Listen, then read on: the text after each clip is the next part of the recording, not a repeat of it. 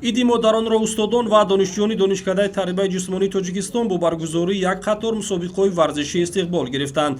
Қабл аз шурӯи мусобиқаҳо роҳбарияти донишкада суханронӣ намуда нақши занро дар ҷомеа ва хуса дар варзиш муҳим арзёбӣ кард.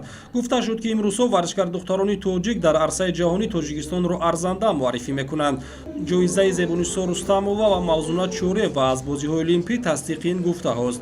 мусобиқаи шашкаю шоҳмот байни донишҷӯ духтарони муассисаҳои таҳсилоти олии касбӣ ҳудуди шаҳри Душанбе чорабинии асосии имрӯза маҳсуб меёфт. Дар баробари шашкаю шоҳмот мусобиқаи волейбол ва куштини ҷудо миёни писарон сурат гирифт. Дар гузарондани ин гуна мусобиқаҳо шароит дар донишкадаи тарбияи ҷисмонӣ хеле хуб фароҳам омадааст. иштирокчиён кӯшиш мекарданд ки ба натиҷаҳои хуб даст ёбанд, зеро мавсими чорабиниҳои варзишӣ шурӯъ гардид ва ин як омодагии хуб барои онҳо ба ҳисоб меравад. Дар охир ректори донишкада ба ғолибони мусобиқаи шашкаю шоҳмот медалу ифтихорнома тақдим кард.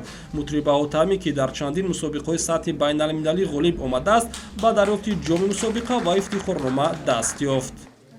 من از طرف دانشکده تربیت جسمانی به نام سیمونی رحیم شرکت ورزیدم و در این مسابقه ما سزاوار جای اول گشتیم. با 5 دسته با 5 رقیب قوه آزمایی کردیم و سزاوار جای اول گشتیم و بسیار هم خوب میشد که همین خیلی مسابقه ها زیاد میشد بین بانوان، بین دختران، بین دانشجویان و هم شوق و ذوق همین نمودی شاهمات بیشتر می شود. хотиррасон мекунем ки имрӯзҳо дар тамоми соҳаҳои хоҷагии халқ занон кору фаъолияти чашмрас доранд. гузашта аз ин модарони мо шахсони бузург ва паҳлавонони номдор ба воя расониданд.